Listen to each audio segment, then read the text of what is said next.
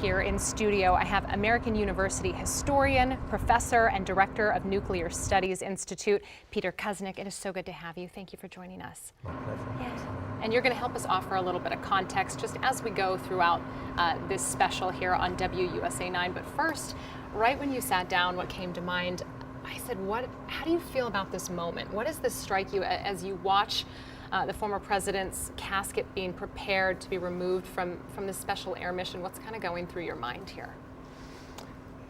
Well, it's a lot of thoughts about Jimmy Carter. Yeah. Jimmy Carter lived a long life.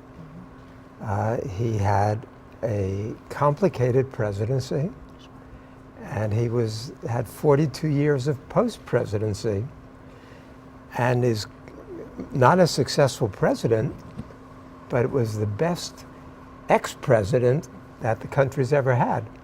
The only one who might compare at all would be John Quincy Adams, because after he served, he went back and ran for the House and served 17 years in the House, leading the fight against slavery. That's right. So that's pretty heroic too. But Jimmy Carter has achieved incredible things since he's been out of office. His time in office, as we'll be able to discuss, was a little bit more mixed. And then, you know, as again, we're watching Special Air Mission 39, we just saw the family depart. And when you think of the context here, the historical kind of pomp, circumstance, tradition that goes into such a poignant moment like this, they're going to play Hail to the Chief. There's going to be a 21-gun salute. And you talked about Jimmy Carter's impact, not only in his presidency, but most importantly, after his presidency. And do you feel like as we go on today with the funeral proceedings that his post-presidency is really going to be poignant in our coverage and how we remember him? I think there's been a process of sanctification of Jimmy Carter, and that's not based on his presidency, that's based on his post-presidency. But he set an example. What he's known for is honesty, integrity, speaking truth to power. You know, many of the traits that people don't associate with the incoming president are the ones that they extol about Jimmy Carter. There's all these billboards up around the country of Carter, and it says character. And it's interesting because they highlight the letters C-A-R-T-E-R inside the word character. So that image of Jimmy Carter as a man who's known mostly for his character at a time when we have a president who's many people think is deeply flawed because of his character. When you think of that word, the word character, right? I mean, Jimmy Carter served his single term, 1977 to 1981. One term as president, and yet he has made such an impact on what it looks in terms of morality, being that moral compass for the nation. Do you think that's what people are going to remember him most for? Well, I think that after the present really basically sanctification of him, people are going to look a little more critically at some of the things. Because Carter as president not only failed in terms of popularity and approval ratings, but there are a lot of serious blemishes on his record.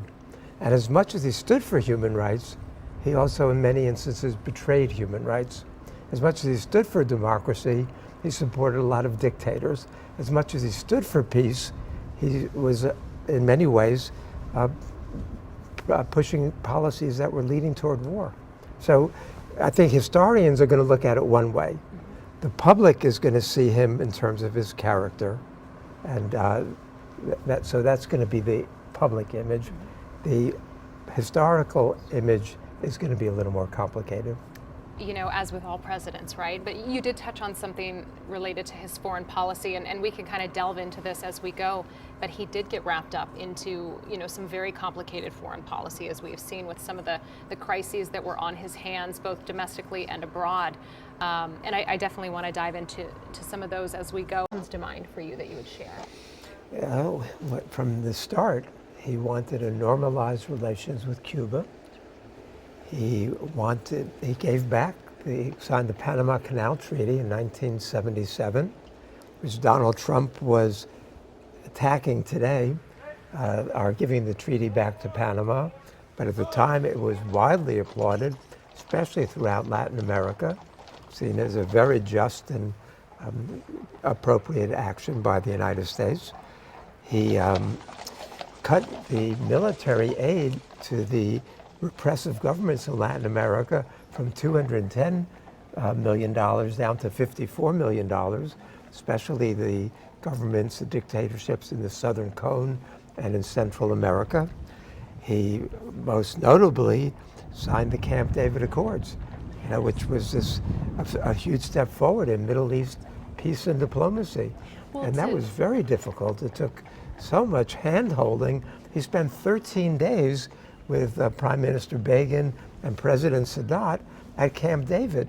And they were each threatening to walk out, and he used his own charm and diplomacy in order to pull this off. And they signed it, and then it took months and months before they actually were able to get a written agreement from the two of them. He opened up diplomatic relations with China in 1979. He started the One China policy.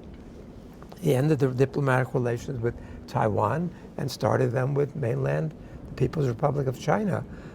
He also, Paul Warnke, his arms control negotiator, negotiated the SALT II treaty, which then got sabotaged, but at least this is part of Carter's positive vision. Sure. There's another side that we should probably go into also. I agree. Let's real quick, I wanted to mention, we've heard people repeatedly say throughout the past couple of months that he was a real champion for human rights. Yes. And you would agree with that, yes? Yes and no. Okay. Yes. Because there are times when Brzezinski's influence got him to support governments that were so hostile to human rights. Take the case of Afghanistan, U.S. involvement. The New York Times had an article in 1974 saying that Afghanistan is the most backward place on the earth. It hasn't changed in 2,000 years since Alexander the Great visited it. It said that life expectancy was 40 years on average, and less than 10% or maybe 10% of the population could read. Women had no rights at all. And then there was a coup in 1978, and a pro-Soviet government came into power.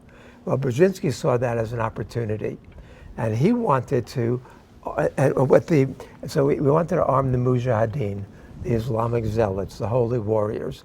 And their objection to the new government was, number one, that they were educating women, number two, that they were supporting land reform, and number three, that they wanted to industrialize. So Brzezinski finally convinced Carter, who was opposed to this government, or opposed to the Mujahideen, to give military aid and training to the Mujahideen. And the Mujahideen's main complaint was that they were educating women. What they used to do, the people Carter supported, sadly, they would go into the schools and not only would they kill the teachers who were educating women, they would skin them alive. The Washington Post has a good article about that in 1979. And so what Carter decided to do with Brzezinski's pushing was support the Mujahideen. So Brzezinski writes a memo on July 3rd, 1979, saying the aid we're giving to the Mujahideen is going to force the Soviet Union to invade. Brezhnev didn't want to invade, but the Soviets have 40 million Muslims in Central Asia there, and they were afraid that the uprising by the Mujahideen in Afghanistan was going to spark a rebellion among the 40 million in Russia, in the Soviet Union. And so finally, Brezhnev decides to invade on Christmas Day. But this is what the United States knew was going to happen, and they were welcoming it. But Carter, when the invasion occurs, says this is the worst outrage to the peace since World War II, ignoring the Korean War, ignoring the Suez Crisis, ignoring the Berlin airlift, ignoring Vietnam. I mean, saying this is the worst outrage against the peace. And then he rejects the SALT II treaty. He stops diplomatic relations. He pulls the U.S. out of the Olympics, has a grain embargo, and sends the Secretary of Defense to China to try to have a separate peace with China, an alliance against the Soviet Union. This is something that the U.S. had provoked and knew it was going to happen. And so we were talking about human rights. You can't support the Mujahideen who want to deny all rights to women, education and everything else, and say you're a champion of human rights. So this speaks to the complicated nature Yes, of the him other not only side. as a politician, but And the Brzezinski's balance. malign influence. I did want to talk to you a little bit about, I've heard Jimmy Carter referenced as a Renaissance man. Yeah. He was so good at so many different things. And is there anything that you would touch on that you would want, you think anything would surprise our viewers who are watching this about Jimmy Carter, the man, whether it being a Renaissance man or anything on that topic? Well, Jimmy was an evangelical Christian. Yeah. He was a teetotaler. In fact, there was no alcohol at White House functions during the Carter presidency. He did an interview with Playboy that was very interesting. Really? It got him in a lot of trouble. He said that he lusted in his heart after other women, but he would Whoopsie. never That act Rosalind on it. loved No, that. he was totally monogamous and faithful. But people were appalled by that. There was also the incident that people mocked him for when he said that he was in I think it was a rowboat, and he got attacked by a killer rabbit. Oh, So nobody knows what that was where about. that came from. But he also, he was in favor of conservation. Mm-hmm. He did want to conserve energy, and that was part of what got him in trouble. His energy policy did not succeed, and his inflationary policy. Trump said today in his press conference, the United States is experiencing the worst inflation in our history, highest levels of inflation. But what is U.S. inflation at now? 2.7%. When Carter was president, inflation hit 14.6%. The prime rate was up to 21.5%. Housing mortgages were up to 18%. I mean, he was dealing with much more difficult in the aftermath of the oil embargoes, and so there were much more difficult kinds of issues to deal with. And it's sad, but when he left office, his approval rating was only 34%. So in that sense, it was a failed presidency. But his post-presidency has been anything but a failure. Right. It's been a triumph of morality and character. I wanted to touch on that and expand on that a little bit because a cornerstone of that has been just get your final thoughts on Jimmy Carter, the man, the president, anything you would leave our audience with. It's interesting that this is not as sad as people might expect it to be, because he lived to be 100 years old, and he'd been sick, he'd been near death for almost 2 years now. So people had time to accept this, but it's sad in the sense of what he represented. And what he represented was a kind of integrity and a kind of yearning. In 1979, for example, he knew his presidency was not going well. So what did he do? He invited 10 people to come and think about it and discuss over dinner what was going wrong, including Harvard professor Daniel Bell and University of Rochester historian Christopher Lasch. Now, Lasch had just written his great book, The Culture of Narcissism, and that really profoundly moved Jimmy Carter. And then he gave a speech, which has been known as the Malaise speech. And what he said there is that we've been suffering spiritually since Vietnam, since Watergate, since the assassinations of President Kennedy, of Robert Kennedy, of Martin Luther King. He said, and there's this hollowness, this yearning in the American soul. And he said it's not going to be filled by consumption and by owning things. So that kind of materialism is looking in the wrong place.